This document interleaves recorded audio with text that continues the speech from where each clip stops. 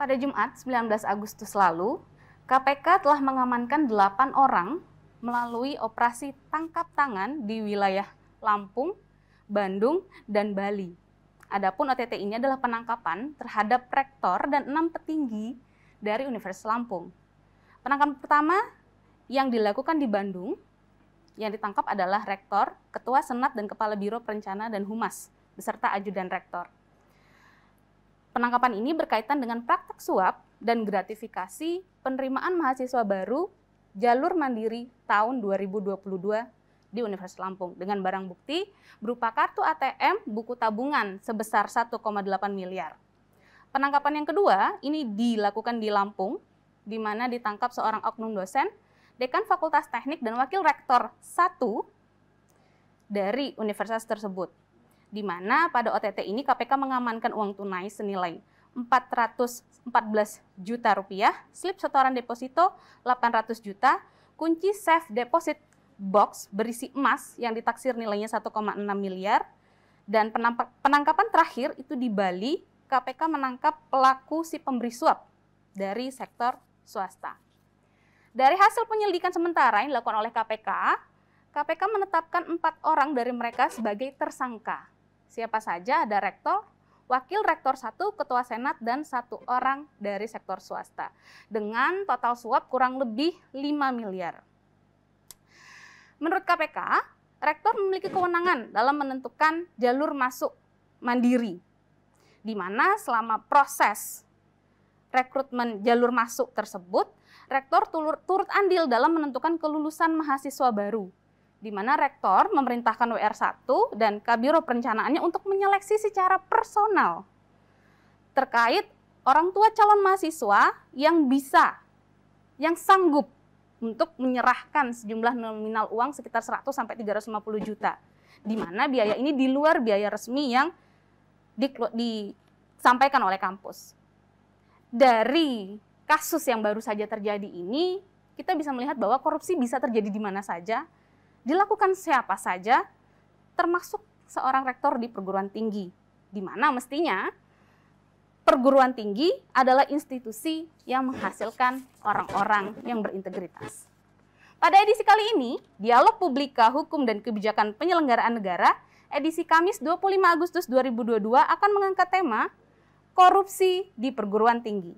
Bersama saya Grizelda, di mana edisi ini adalah edisi kerjasama antara Fakultas Hukum Universitas Mula Warman dengan TVRI Kaltim. Telah hadir di studio bersama kami untuk berdialog bersama terkait tema ini, ada Bapak Dr. Mahendra Putra Kurnia SHMH. Assalamualaikum Pak Mahendra. Waalaikumsalam. Selamat sore Pak, selamat bergabung sore. Di studio. Ya, Terima kasih sudah hadir. Pak Mahendra, beliau adalah Dekan Fakultas Hukum Universitas Mula Warman. Juga telah bersama kami melalui Zoom meeting ada Ibu Siti Juliantari Rahman. Halo, selamat sore Ibu Tari. Halo, selamat sore Mbak Grizelda. Iya, Halo, selamat sore juga Pak Mahendra. Selamat sore Pak Tari. Terima kasih sudah bergabung bersama kami sore ini Ibu Tari. Ibu Sama-sama, Tari Mbak. adalah Deputi Koordinator Indonesia Corruption Watch atau yang kita kenal istilahnya dengan ICW. Juga sudah bergabung bersama kami teman-teman mahasiswa dari Fakultas Hukum Universitas Mula Warman. Selamat sore teman-teman mahasiswa.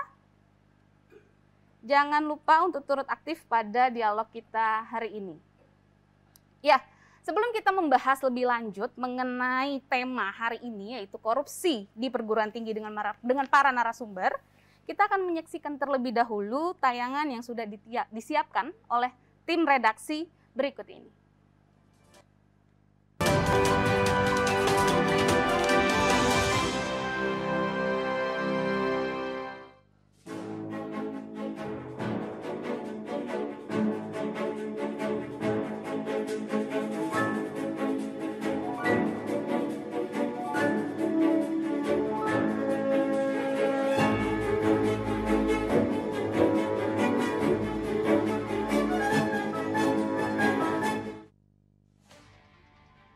Korupsi di perguruan tinggi. Kasus korupsi di perguruan tinggi tengah menjadi sorotan publik. Hal ini tidak terlepas dari penetapan tersangka yang dilakukan oleh Komisi Pemberantasan Korupsi KPK terhadap rektor, wakil rektor, dan beberapa pejabat struktural pada salah satu universitas negeri di Provinsi Lampung atas dugaan kasus suap penerimaan mahasiswa baru jalur mandiri. Penetapan tersangka terhadap rektor dan beberapa pejabat struktural tersebut merupakan tindak lanjut KPK atas laporan yang diterima dari masyarakat. KPK mengungkap nilai uang suap yang telah diterima rektor CS mencapai 5 miliar rupiah. Uang suap tersebut ada yang telah dialih bentuk menjadi deposito hingga emas batangan. Jika berkaca ke belakang, korupsi di perguruan tinggi sejatinya bukan hal yang baru kali ini terjadi. Pada tahun 2016 misalnya, Indonesia Corruption Watch merilis data temuan yang menyatakan bahwa terdapat sedikitnya 37 kasus korupsi yang terkait dengan perguruan tinggi. Terhitung sejak tahun 2016, pantauan Indonesia Corruption Watch kemudian menemukan setidaknya 12 pola korupsi yang sering terjadi di perguruan tinggi. Beberapa di antaranya adalah korupsi dalam pengadaan barang dan jasa, korupsi dana hibah, penelitian dan dana beasiswa mahasiswa, hingga suap, baik suap dalam penerimaan mahasiswa baru maupun suap terkait akreditasi. Fenomena korupsi yang terjadi di perguruan tinggi tentu menjadi hal yang sangat disayangkan. Bagaimana tidak? Korupsi di perguruan tinggi pada faktanya tidak hanya merugikan keuangan negara, tetapi juga memperburuk kualitas pendidikan di Indonesia.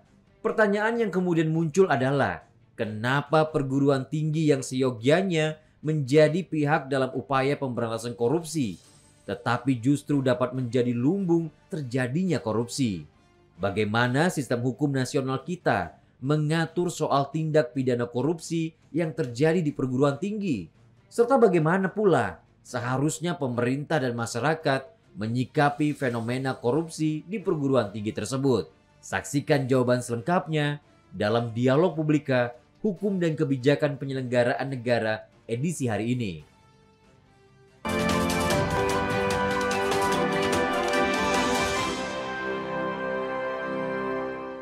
Baik pemirsa, Anda baru saja menyaksikan di tayangan pengantar yang akan membawa kita ke dialog kita sore ini terkait korupsi di perguruan tinggi.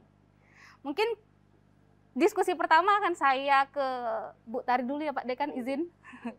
Halo Ibu Tari. Iya.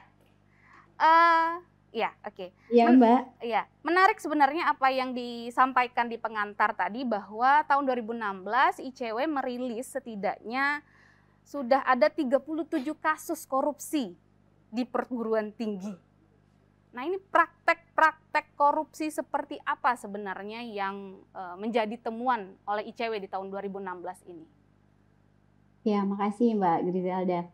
Jadi kalau kita lihat dari 2006 sampai 2016 ya, datanya ICW itu ada sekitar 37 kasus. Dan kalau kita lihat lagi di 2016 sampai 2021 misalnya, sebenarnya ada juga tambahan 20 kasus lain yang terjadi di perguruan tinggi gitu. Jadi sebenarnya kalau dilihat dari 2016 sampai 2021 ternyata korupsi di perguruan tinggi ini terus ada gitu ya. Walaupun kasusnya mungkin nggak banyak gitu, per tahunnya mungkin ada 1 atau 2, tapi tetap aja kalau kita ngomonginnya korupsi di perguruan tinggi ini kan sangat-sangat mencederai nilai-nilai kejujuran, nilai-nilai integritas yang harusnya kemudian diajarkan gitu ya di kampus gitu kan, di perguruan tinggi. Nah, ICW sendiri sebenarnya melihat dari jangka waktu 2006 sampai dengan sekarang, sebenarnya pola-pola yang terjadi itu korupsinya nggak banyak berubah tuh, Mbak Griselda. Jadi kalau tadi di video juga disampaikan, paling nggak ada 12 pola bagaimana kemudian korupsi itu terjadi di perguruan tinggi. Jadi kalau kita ngomongin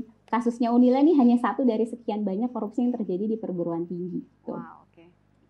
Nah, yang pertama mungkin yang saya mau jelasin itu korupsi terkait dengan pengadaan barang dan jasa. Jadi kalau kita tahu kampus ini kan salah satu sebagian besar anggarannya digunakan atau dialokasikan untuk pengadaan barang dan jasa ya, misalnya pembangunan gedung, pembelian alat laboratorium dan lain-lain gitu.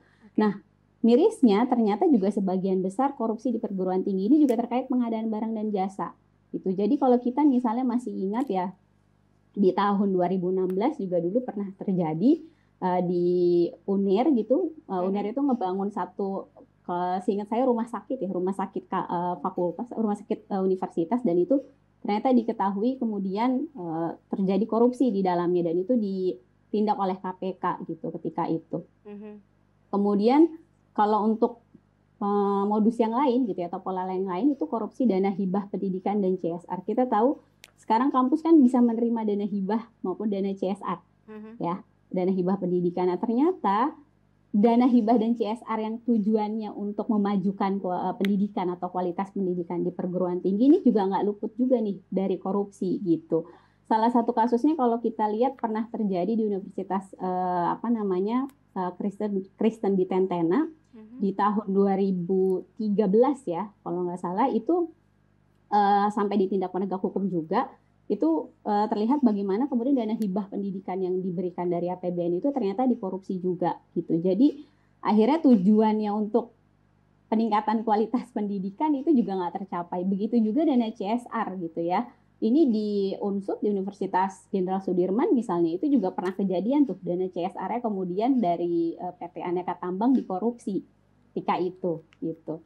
Lalu kalau kita lihat pola yang ketiga, misalnya korupsi anggaran internal perguruan tinggi. Jadi kalau tadi kita ngomonginnya yang yang luas-luas, tapi di internal perguruan tinggi sendiri sebenarnya itu juga anggaran-anggarannya rawan dikorupsi gitu. Kalau kita misalnya balik lagi gitu ya, kilas balik, salah satunya pernah terjadi di Universitas Indonesia sama Universitas Bengkulu gitu.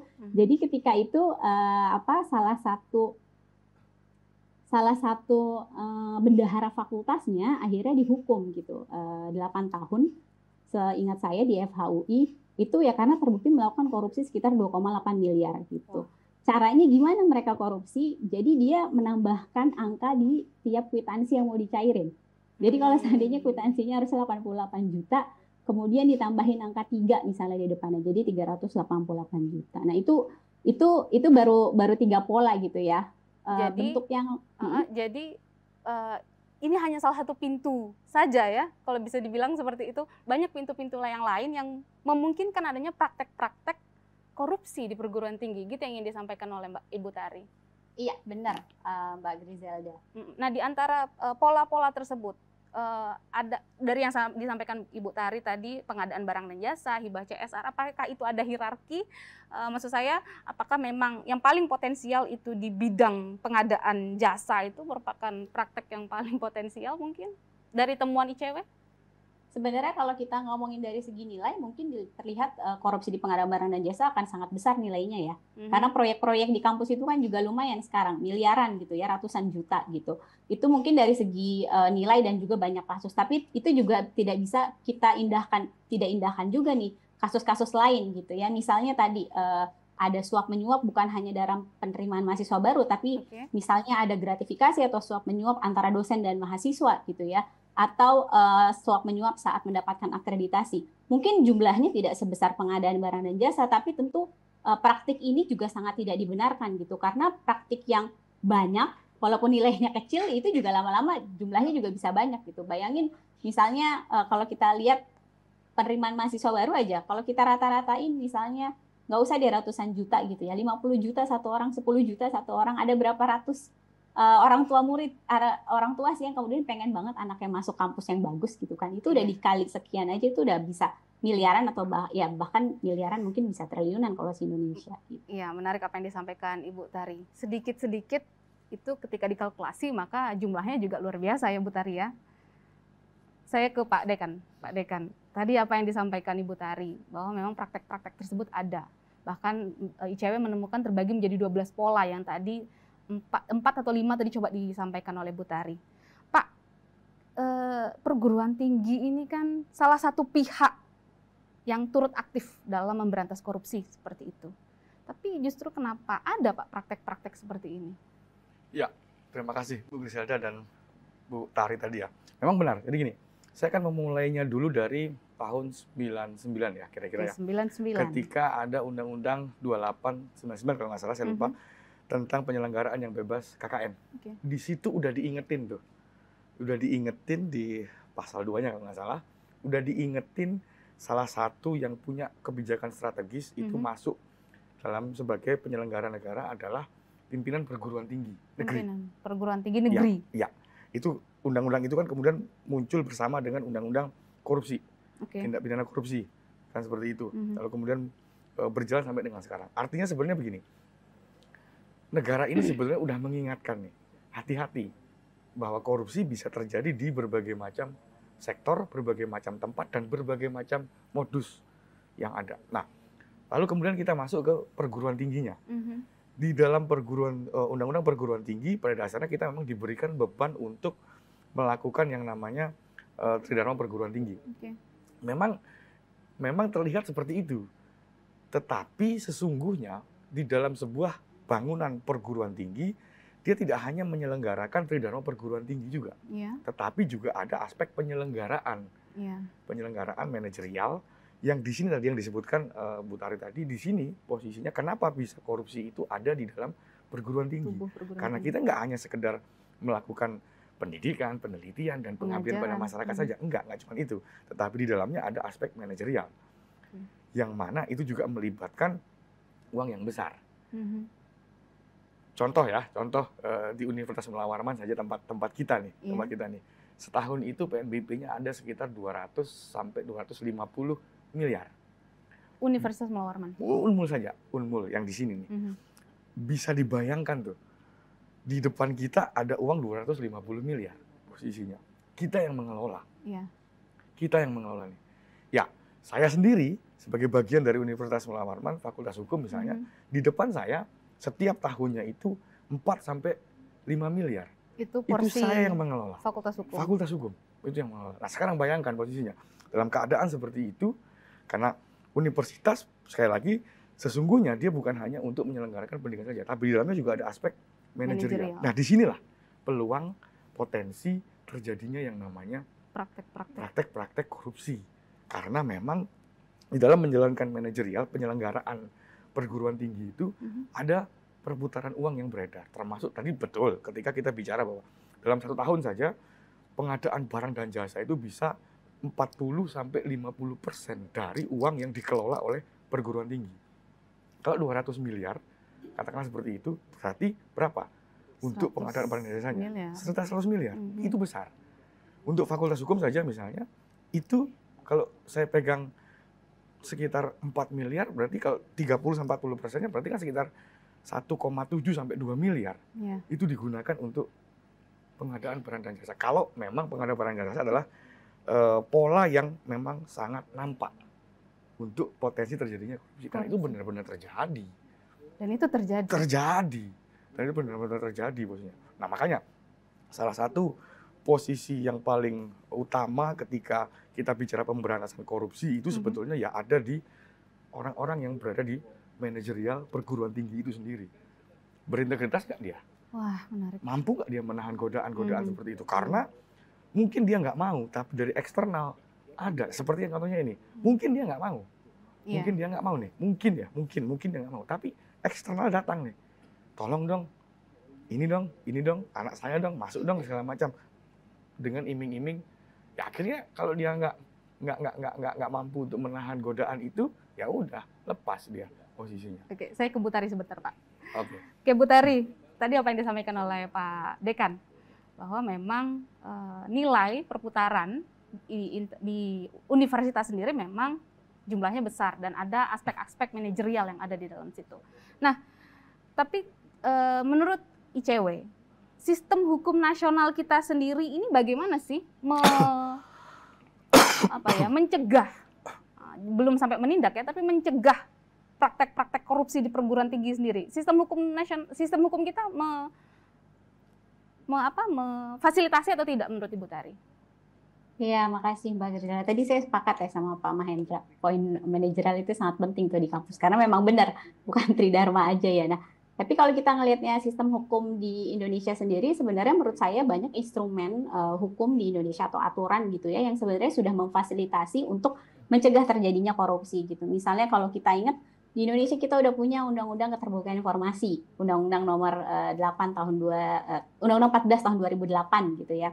Undang-undang ini kan mengharuskan setiap badan publik, termasuk badan publik itu adalah perguruan tinggi ya, untuk membuka informasi yang dikelola gitu. Informasi apa aja sih kemudian yang harus dibuka?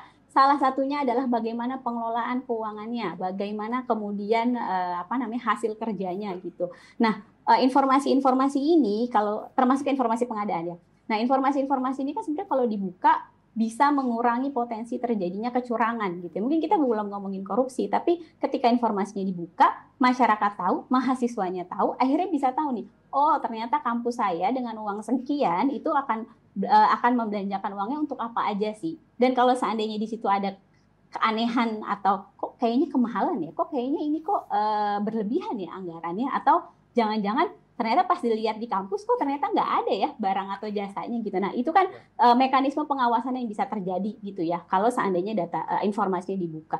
Nah kedua, kita punya juga Undang-Undang Pelayanan Publik, Undang-Undang 25 tahun 2009. Undang-undang ini juga mengharuskan pemberi layanan, yaitu kampus yang memberi layanan pendidikan, itu juga harus melibatkan, jadi mahasiswa atau masyarakat pada umumnya itu wajib dan berhak. Jadi bukan hanya haknya, tapi wajib juga berhak terlibat dalam pelayanan publik. Nah ini yang kemudian harusnya menjadikan ruang juga nih di perguruan tinggi, bagaimana kemudian mendorong partisipasi yang aktif, nggak hanya dari mahasiswanya gitu ya, kemudian bisa juga dari masyarakat secara umum gitu. Gunanya apa sih? Supaya tadi ada check and balance-nya. Kita bisa tahu, kita bisa melihat bagaimana kemudian kerja-kerjanya perguruan tinggi gitu. Dan di luar itu juga kalau kita ngomongin perguruan tinggi, ada undang-undang perguruan tinggi gitu ya. Apalagi kalau seandainya bentuknya BLU juga akan mengikuti aturan BLU, kan di situ kan juga ada aturan-aturan yang jelas bagaimana kemudian akuntabilitas gitu ya, transparansi itu harus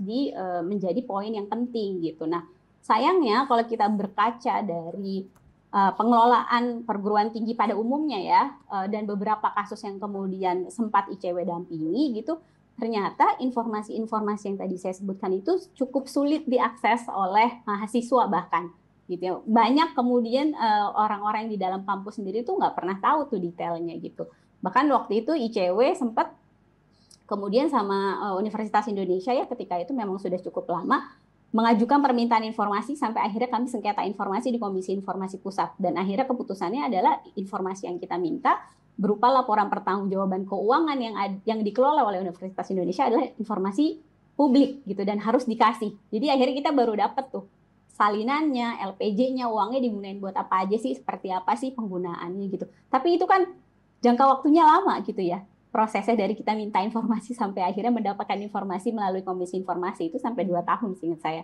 Nah, harusnya kalau seandainya kampusnya proaktif membuka informasi itu, karena memang sudah ada kewajibannya di undang-undang, ini bisa membuat proses pengawasannya menjadi berjalan gitu. Di sisi lain, mahasiswa atau masyarakat pada umumnya juga tentu perlu diedukasi gitu ya, bahwa mereka punya hak dan bagaimana sih cara melihat laporan keuangan atau cara menelaah gitu ya, menganalisis bagaimana kemudian pencapaian di kampus apakah sudah sesuai atau belum gitu. Jadi mereka juga nggak asal nuduh aja bahwa oh ini ada ini nih, enggak, tapi juga harus dianalisis gitu, harus dilihat memang benar nggak sih datanya menunjukkan itu. Kalau memang kampusnya ternyata baik, pengelolaannya bagus, ya itu juga harus diapresiasi gitu ya.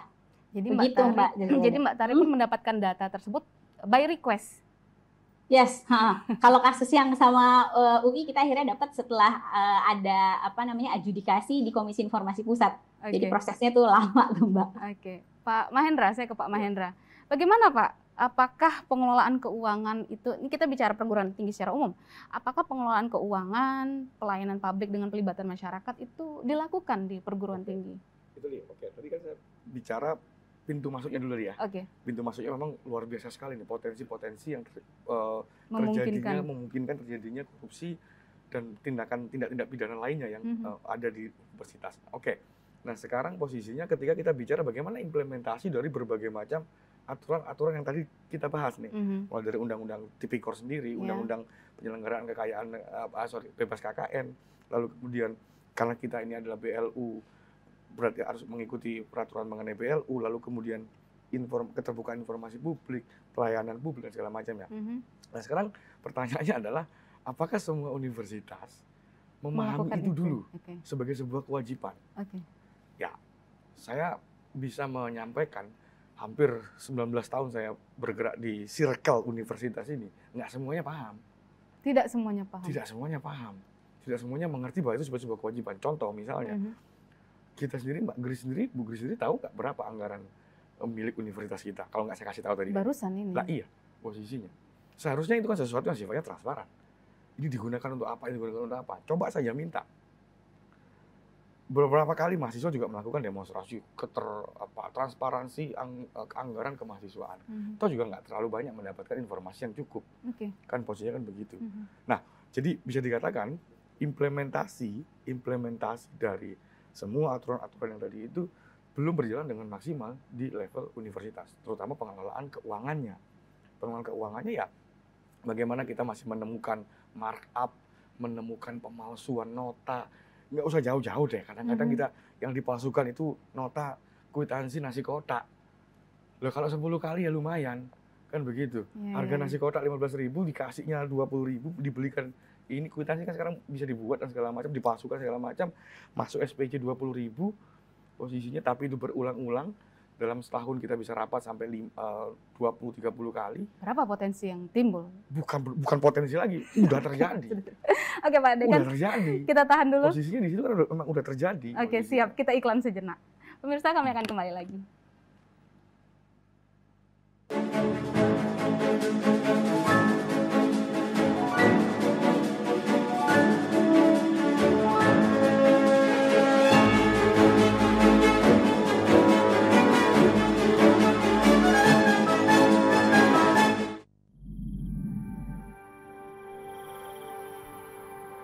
Indonesia, negeri dengan sejuta pesona.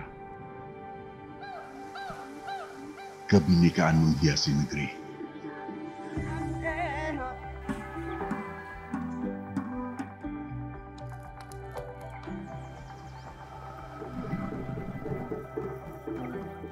Indonesia, janji kami padamu untuk mempersatukan negeri melalui tayangan terbaik untuk pewarismu.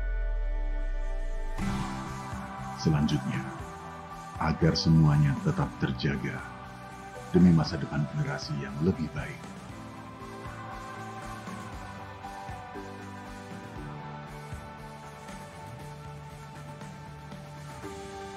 Enam tahun TVRI, media pemersatu bangsa.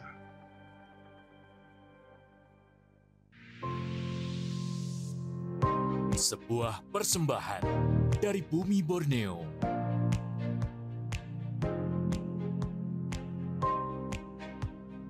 Menampilkan keelokan warisan sejarah.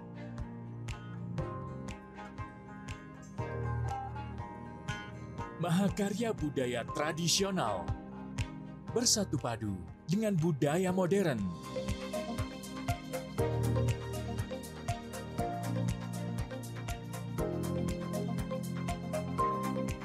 Petualangan tak ternilai dalam asrinya hutan tropis Kalimantan.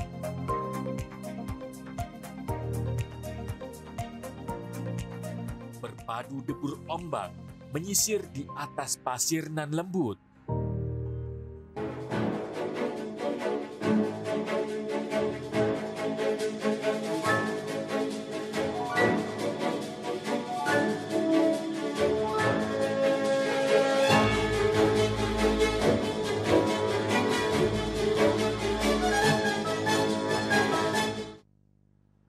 Selamat bergabung kembali pemirsa dalam Dialog Publika Hukum dan Kebijakan Penyelenggaraan Negara dalam edisi Korupsi di Perguruan Tinggi, kerjasama Fakultas Hukum Universitas Mula Warman dengan TVRI Kaltim.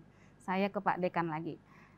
Check and balances seperti itu kan, seperti tadi yang disampaikan oleh Mbak Tari. Seharusnya ada pelibatan mahasiswa, ada penyampaian informasi publik secara terbuka seperti itu. Dan kadang-kala ini menurut Bapak tidak disadari oleh penyelenggara pendidikan tinggi. Ya. Seperti itu.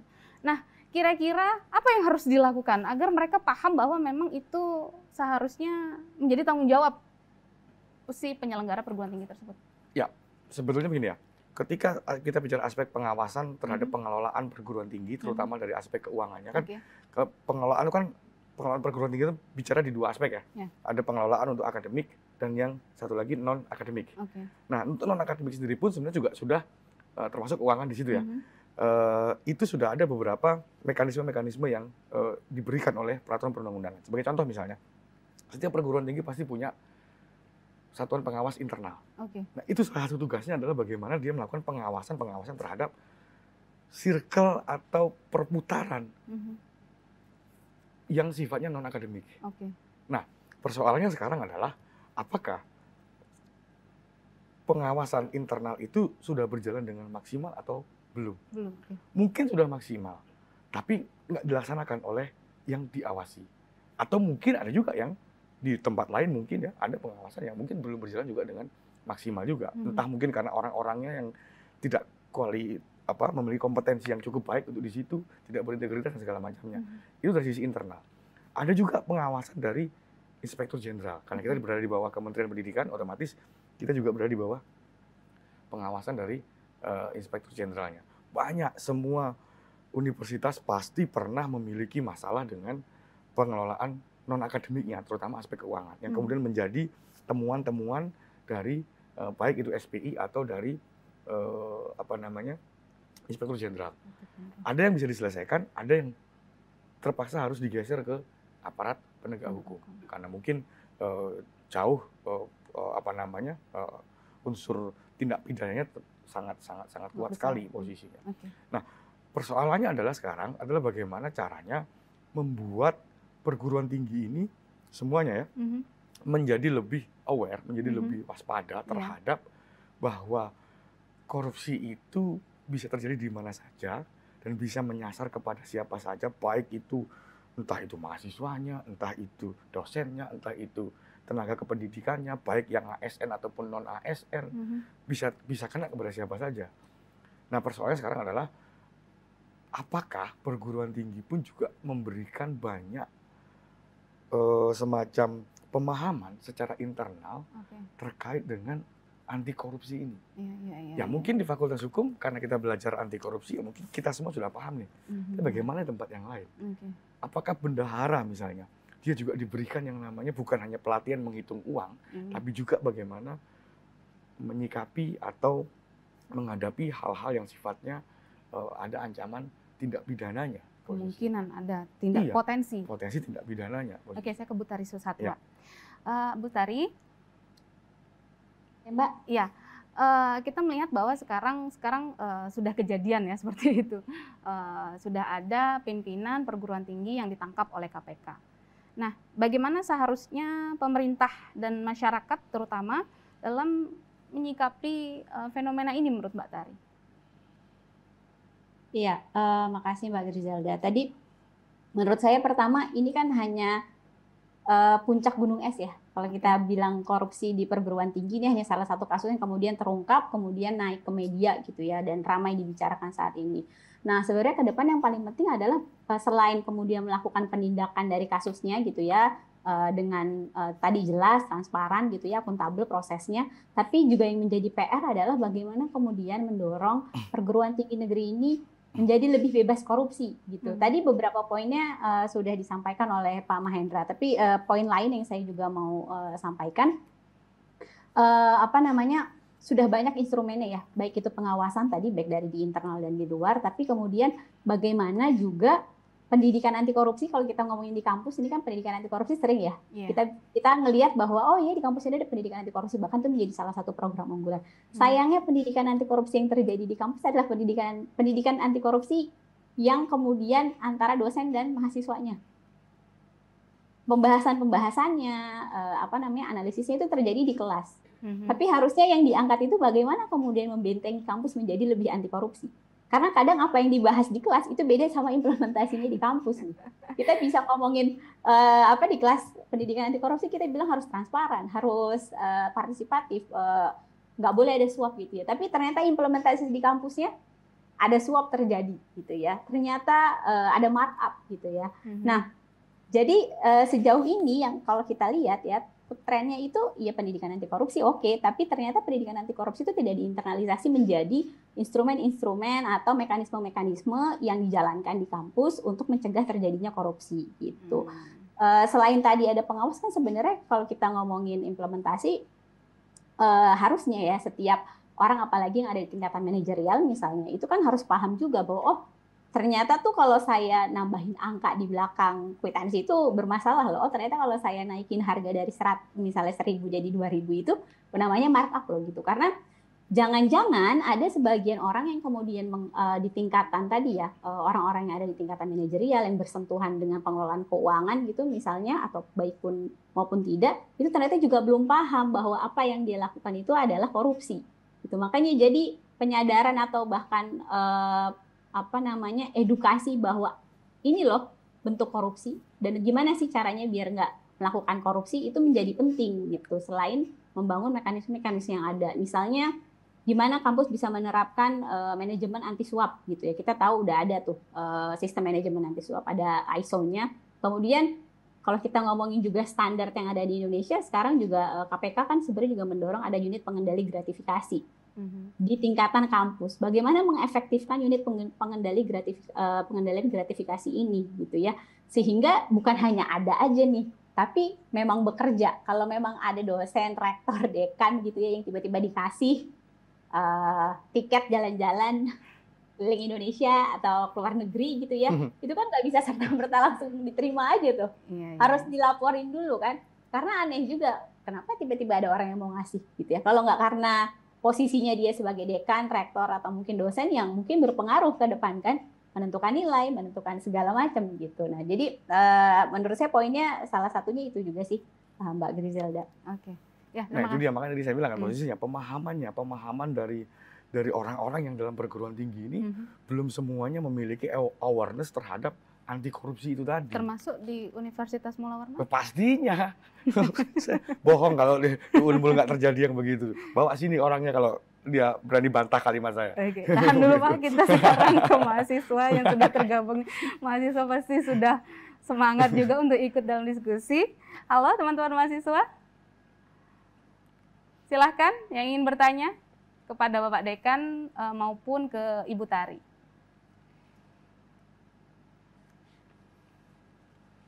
Ya, teman-teman mahasiswa? Izin masuk, Bu. Ya, silahkan. Perkenalkan, nama saya Delia Dewi. Saya dari mahasiswa Fakultas Hukum Universitas Mula Warman. Iya. Izin bertanya, tadi kan Bapak Mahendra mengatakan dengan melakukan transparansi mengenai keuangan kampus, serta memantau baik itu mahasiswanya, tenaga pendidiknya, dan lain sebagainya, agar mencegah dan mengurangi dari tindak korupsi itu sendiri.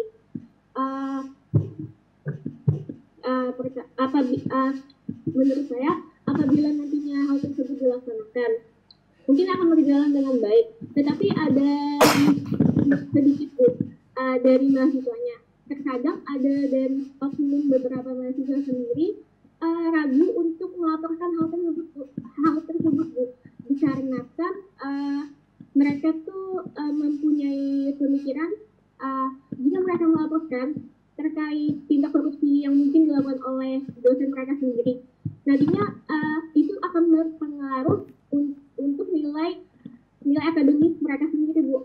Pertanyaan saya, apa tindakan dari fakultas atau kampus sendiri untuk menghindari hal tersebut agar mahasiswa dapat mampu untuk melaporkan kejadian tindak korupsi itu sendiri? Terima kasih. Oke, baik, terima kasih Mbak Adel. Mungkin satu lagi pertanyaan, silahkan dipersingkat saja. Langsung saja di-unmute Zoom-nya. Baik, izinkan saya memberi pertanyaan. Sebutkan nama. Mohon izin memperkenalkan diri, nama saya Imelda Palim, mahasiswa Fakultas Hukum Universitas Mula Warman. Sebelum saya memberikan pertanyaan saya ingin memberikan beberapa tanggapan. Seperti yang kita ketahui, dilansir dari ICW, sepanjang tahun 2016 sampai September 2021, Indonesia mengalami kerugian sebanyak 1,6 triliun korupsi di sektor pendidikan. Dan menurut saya, korupsi di perguruan tinggi ini sebenarnya sudah berlangsung sejak lama. Bedanya, mungkin ada yang sangat rapi permainannya. Tidak bisa dipungkiri bahwa isu ini juga yang menjadi penyebab beberapa waktu lalu wacana dan desakan masyarakat untuk menghapus sistem jalur mandiri karena dirasa sangat money oriented sekali.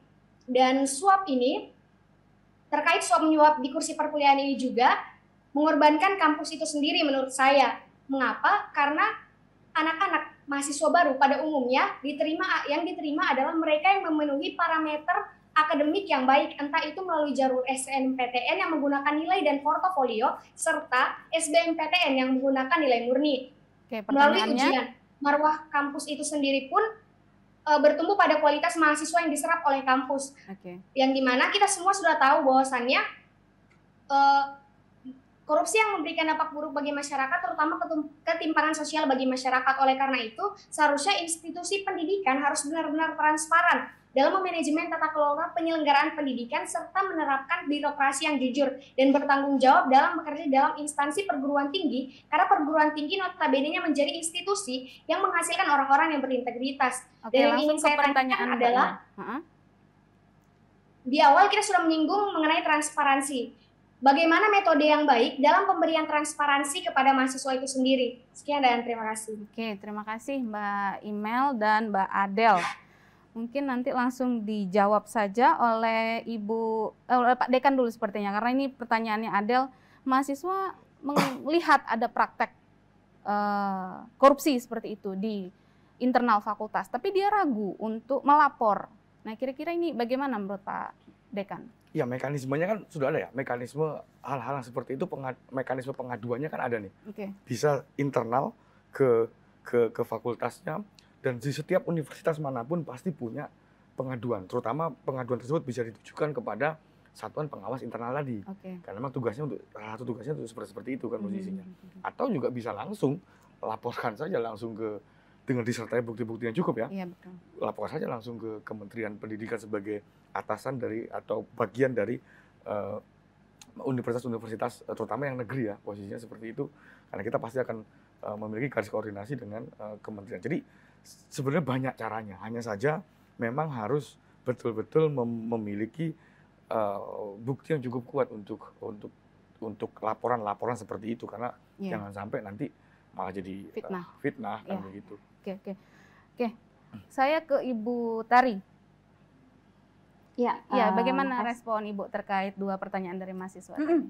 Makasih Mbak Griselda. Tadi yang pertama itu memang faktanya ya yang kita temukan di lapangan. Jadi banyak memang mahasiswa yang kemudian bersuara keras atau bahkan mempertanyakan informasi yang dikelola oleh perguruan tinggi, kemudian mendapatkan intimidasi.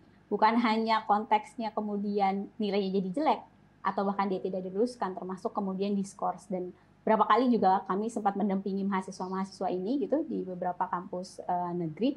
Nah, memang yang bisa dilakukan itu beberapa hal ya. Pertama, saya sepakat sama Pak Mahendra, ketika kita mau melaporkan atau mau mengatakan bahwa ada satu kecurangan, kita harus memastikan bahwa buktinya itu atau informasi permulaan yang kita punya itu cukup gitu ya untuk memperlihatkan ada potensi kecurangan di dalamnya gitu. Karena kita tidak bisa juga kemudian hanya bilang, oh ada korupsi tapi kita nggak punya data gitu. Jadi pastikan itu. Nah, bagaimana kemudian melaporkannya gitu ya?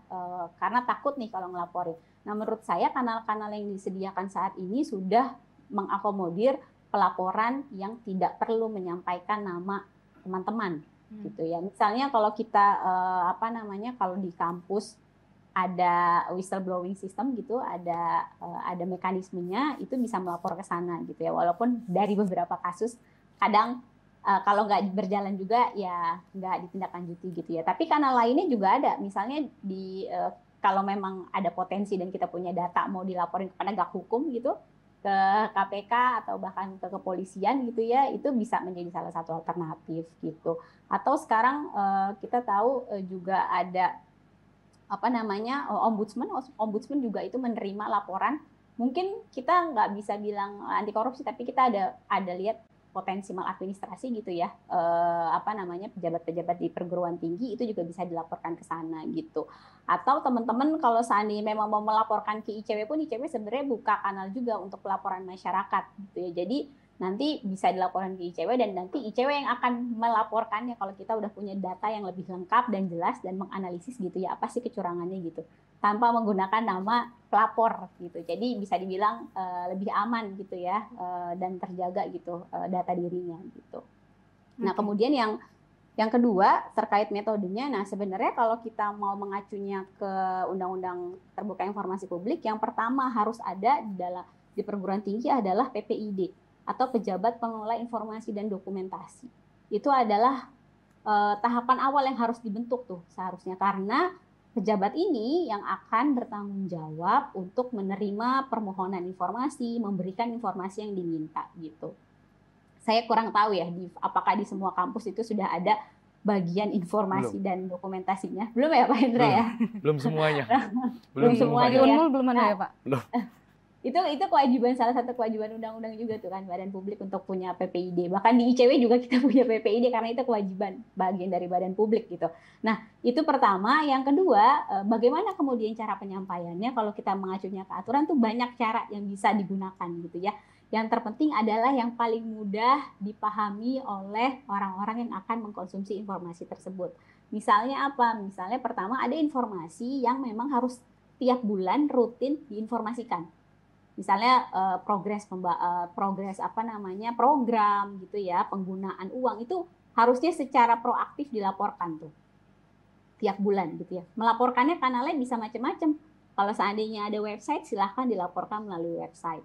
Kalau mungkin ada yang nggak bisa mengakses website, silahkan dilaporkan menggunakan dokumen gitu ya, misalnya di print atau bahkan dibuat spanduk. Kalau seandainya kita ngelihat di beberapa desa, sekarang desa tuh kalau seandainya kita ke beberapa desa yang cukup baik, mereka bahkan membuat spanduk informasi detail uangnya itu dari mana aja dan udah dibelanjain buat apa aja. Gitu. Nah, menurut saya sebenarnya ya cara-cara itu sebenarnya itu juga cara-cara salah satunya bisa digunakan di kampus gitu. Jadi cara yang paling mudah untuk diakses dan paling murah gitu ya, dan tidak menyulitkan gitu. Dan cara-cara itu juga udah dilakukan kok di tempat-tempat lain. Mungkin saya nggak tahu detailnya di kampus yang sudah sebagus itu seperti apa, tapi misalnya kalau kita lihat salah satunya di Kementerian Keuangan, itu detail belanja uangnya, bahkan transfer ke daerahnya berapa dan lain-lain tuh kita udah bisa lihat tuh. Di DKI Jakarta juga kalau kita lihat misalnya itu juga sudah cukup baik ya informasinya, anggaran pendidikannya seberapa banyak, apa aja gitu. Itu udah mulai cukup lah untuk permulaan gitu. Iya, terima kasih Mbak Tari. Masih ada 2 pertanyaan lagi. Oke, silahkan 2 pertanyaan lagi, singkat saja teman-teman sekalian. Baik, terima kasih Bu atas kesempatannya. Apakah suara saya sudah terdengar jelas Ibu? Terdengar, silahkan langsung ke inti pertanyaannya. Oke, baik Bu. Perkenalkan, nama saya Sandia, saya dari Universitas Mula Warman. Nah, dari paparan yang sudah dijabarkan, dapat disimpulkan bahwa dengan kekuasaan yang besar terbuka, kemungkinan untuk disalahgunakan dalam kerangka mendapat keuntungan pribadi. Maka dari itu, dengan terjeratnya perguruan tinggi dalam lingkup korupsi, maka benteng kejujuran, kebenaran, dan moralitas menjadi roboh. Implikasinya publik tidak percaya kepada perguruan tinggi. Nah, pertanyaannya, bagaimana sekiranya pemimpin perguruan tinggi dalam mengembalikan nama baik institusi tersebut? Terima kasih, Ibu. Oke, satu lagi, terakhir, singkat saja langsung ke inti pertanyaan. Baik, terima kasih atas waktu yang diberikan, Ibu. Perkenalkan, nama saya Ria Ramadan Pratama, saya mahasiswa Fakultas Hukum Universitas Mula Warman. Jadi dari yang saya simak, masalah korupsi adalah integritas dan transparansi. Jadi menurut saya orang-orang yang mengelola administrasi dan bagian-bagian keuangan adalah orang-orang yang terpilih. Tapi mengapa masih bermasalah dengan integritas ataupun transparansi yang ada? Jadi bagaimana caranya untuk mengatasi integritas dan transparansi yang ada ini? Terima kasih. Terima kasih, Arya. Saya ke Ibu Tari dulu. Silakan, singkat sekaligus tepat, Ibu Tari. Mengingat waktu. Silakan, Ibu Tari. Ya, makasih. Pertanyaannya tadi dari Sandra dan Rian. Pertama, bagaimana mengembalikan nama baik perguruan tinggi? Tentu mengembalikan nama baiknya dengan cara melakukan hal-hal yang kemudian menunjukkan bahwa kampus itu memang ke arah kampus yang lebih baik atau anti korupsi gitu ya. Jadi bukannya hanya dengan kita akan membuat zona integritas dan lain-lain, tapi juga memperlihatkan apa sih implementasi realnya gitu ya. Apakah ada strategi atau rencana atau strategi khusus gitu ya terkait dengan anti korupsi yang kemudian memang disusun dan dijalankan gitu. Bukan hanya untuk mahasiswanya tapi kemudian tadi pengelola perguruan tingginya tentunya. Kemudian yang kedua, bagaimana kemudian integritas dan transparansi. Nah, kalau kita ngomongin integritas tentu kita juga harus melihatnya bagaimana kemudian individu-individu yang dipilih ketika proses pemilihan atau rekrutmen gitu ya di perguruan tinggi, kita harus memperlihatkan bahwa memang individu yang dipilih itu ya memperlihatkan adanya integritas di dirinya gitu ya. Dan selain itu juga tadi bagaimana juga mengedukasi mereka gitu, mengingatkan terus-menerus gitu ya bahwa integritas itu adalah hal yang penting, bahwa beberapa kegiatan atau pekerjaan mereka itu sangat bersinggungan dan mungkin bisa saja menjadi praktik korupsi, supaya mereka lebih hati-hati gitu. Okay. Dan kalau konteksnya transparansi tadi menurut saya sih sama seperti yang sebelumnya sudah saya sampaikan ya, dengan cara tadi menerapkan beberapa prinsip-prinsip transparansi yang kemudian sudah ada dan sudah diatur di dalam undang-undang ya. Iya, masalah kita memang adalah di pelaksanaan ya Ibu Tari ya. Yes, benar sekali. Pak Dekan, gimana Pak Dekan komentarnya? Ini pertanyaan gampang-gampang sulit ya sebenarnya. Gini, ini sekaligus dua pertanyaan saya jawab sekaligus ya. Karena gini, implementasinya sebenarnya adalah ini sebenarnya tergantung dari ketegasan pimpinan. Jadi saya tadi ke pertanyaan kedua, dia bilang orang-orang terpilih. Enggak, sebetulnya bukan orang terpilih. Coba kita perhatikan ya, saya kasih tahu nih ya. Oke. Di universitas manapun, perguruan tinggi manapun, orang-orang yang berada di sekitar itu bukan orang terpilih, tapi orang yang memang dipilih untuk supaya ketika melakukan hal sesuatu, memang ini circle-nya. Coba lihat, dalam beberapa case-case korupsi, pasti yang diangkut itu pasti satu yang menjadi pimpinan utamanya, lalu lihat circle-nya, sebelah-sebelahnya. Dan ini juga terjadi. Dipilih ya Pak ya, bukan terpilih. Jadi misalnya si A, dia menjadi pimpinan di satu unit tertentu, atau jadi dekan lah seperti saya gitu. Saya akan memilih orang-orang yang bisa seirama dengan saya ketika saya punya niat jahat, maka dia akan membantu saya. Wah, ini PR besar. Itu yang harus dibersihin. Ini PR besar ya Pak. PR besar, itu yang dibersihin. Karena bukan terpilih, memang dipilih. Karena lihat dalam beberapa penangkapan tertentu, lihat circle-nya. Siapa orang-orang yang ikut terangkut, pasti orang-orang dekatnya. Nah ini yang harus dibersihin. Ini yang harus bagaimana caranya bagi perguruan tinggi untuk menghilangkan orang-orang yang seperti itu, orang-orang hipokrit seperti itu yang harus dihilangkan. Orang-orang yang memang niatnya tidak untuk membangun perguruan tinggi, tapi niatnya mencari sesuatu yang sifatnya ya tidak benar ya dari perguruan tinggi. Ya karena memang wajar saja. Siapa yang nggak tahan dengan godaan ketika di depannya ada uang 200 miliar misalnya. Dia kelola itu 200 miliar. Kalau dia nggak tahan, nah makanya untuk mengelola 200 miliar ini, dan kalau memang dia punya niat jahat, ya dia akan pilih sekeliling-kelilingnya ini. Wah, menarik sekali. Nah, ini yang harus dibersihin. Ini yang harus dibersihin. Bagaimana cara membersihkannya menurut Bapak? Ganti orangnya. Cari orangnya. Cari orang-orangnya yang berintegritas dan segala macamnya. Dan edukasi terhadap anti korupsi. Tadi betul yang dikatakan Bu Tari, bahwa selama ini edukasi anti korupsi itu memang cuma hanya di kelas. Tapi bagaimana indikator anti korupsi itu benar-benar dilaksanakan. Syukur-syukur kalau perguruan tinggi punya dokumen anti korupsinya, misalnya dalam dokumen Renstra-nya, Renbis-nya, dalam dokumen zona integritasnya misalnya dan segala macamnya. Kalau dia ada di situ, bagus.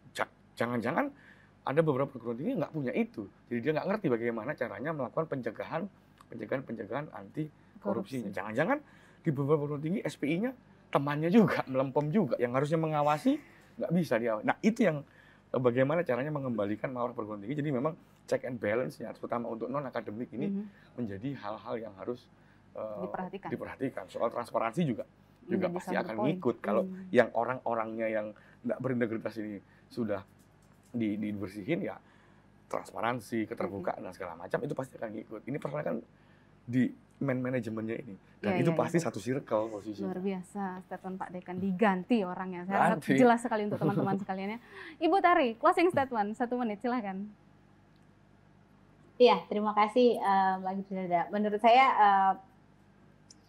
mendorong perguruan tinggi menjadi lebih anti korupsi itu adalah PR besar dan PR yang harus dikerjakan gitu ya. Bukan hanya tanggung jawabnya orang-orang yang kemudian ada di perguruan tinggi, tapi juga bagaimana kemudian pemerintah, orang-orang yang lainnya juga memastikan bahwa perguruan tinggi itu lebih anti korupsi gitu. Karena korupsi yang terjadi di perguruan tinggi itu tidak hanya nilai kerugian negaranya saja yang harusnya dilihat, tapi kalau kita ngomongin korupsi di perguruan tinggi atau bahkan di sektor pendidikan itu mencederai kemudian nilai-nilai tadi, kejujuran, integritas, kemudian menghambat akses pendidikan masyarakat gitu ya dari praktik-praktik yang terjadi, bahkan juga bisa menciptakan ketidakadilan gitu, karena akhirnya orang yang punya uang bisa dapat sekolah, orang yang punya uang bisa dapat kampus gitu ya, tapi orang yang kemudian tidak punya apa-apa akhirnya tidak bisa mengenyam pendidikan yang layak gitu. Dan ini sangat bertentangan sekali dengan undang-undang dasar kita gitu yang mengharuskan dan mewajibkan negara bertanggung jawab untuk memastikan pendidikan semua rakyat Indonesia. Merata. Itu dari saya. Terima kasih Mbak. Dari Pak Dekan closing statement 1 menit. Yang pertama memang bebaskan kampus, bersihkan kampus dari orang-orang yang seperti saya sebutkan tadi. Karena kalau masih ada orang-orang yang seperti itu, orang-orang yang dipilih ya Pak ya? Iya, orang-orang yang sengaja dipilih untuk mengamankan situasi itu tadi. Kalau masih ada yang seperti itu, terutama situasi negatif ya. Iya. Kalau masih ada yang seperti itu, kecil harapan kita untuk melihat kampus itu bebas korupsi dan segala macam. Sehingga memang dari tingkat atas sampai tingkat bawah, karena korupsi dilakukan dari tingkat atas tingkat bawah, betul-betul harus dia memiliki integritas yang cukup. Bagaimana caranya? Itu tadi pemahaman mengenai isi dari undang-undang yang tadi kita sebutkan, kita bahas ya, mulai dari undang-undang korupsi, undang-undang penyelenggaraan bebas KKN, undang-undang terbuka publik, itu harus dipahami oleh semua penyelenggara pendidikan. Terutama bagi aspek manajerialnya. Dia harus tahu bahwa perbuatan yang akan dia lakukan itu mengandung resiko yang cukup tinggi. Keputusan yang akan dia buat itu bisa mengandung resiko yang cukup tinggi ketika dia melakukan perbuatan yang tidak sesuai dengan aturan-aturannya. Menemukan. Ya, check and balance-nya dari mahasiswa, dari masyarakat juga diperlukan. Oke. Sebagai faktor penyeimbang. Benar, untuk melihat bahwa kampus Anda ini melakukan banyak pelanggaran seperti ini dan harus berani memang. Karena terkadang kita berada di lingkaran yang sulit. Kita mau berani, di sekeliling kita adalah orang-orang yang melakukan hal itu. Ya repot juga kita. Nah itu yang kampus harus diisi oleh orang-orang yang berintegritas. Terima kasih. Terima kasih sekali Pak Dekan, Ibu Tari, luar biasa sekali perbincangan kita sore ini. Ya kalau bahas seperti ini kayaknya kurang lama nih. Nggak cukup cuma 1 jam. Seru banget ya. Ini harus dibahas lagi karena kompleks masalahnya. Iya betul sekali. Terima kasih banyak Pak Dekan, terima kasih banyak Ibu Tari. Baik pemirsa, itu tadi Dialog Publika Hukum dan Penyelenggaraan Negara dalam edisi Korupsi di Perguruan Tinggi kerjasama Fakultas Hukum Universitas Mula Warman dengan TVRI Kaltim. Saya Griselda undur diri, terima kasih telah bergabung bersama kami dan sampai jumpa.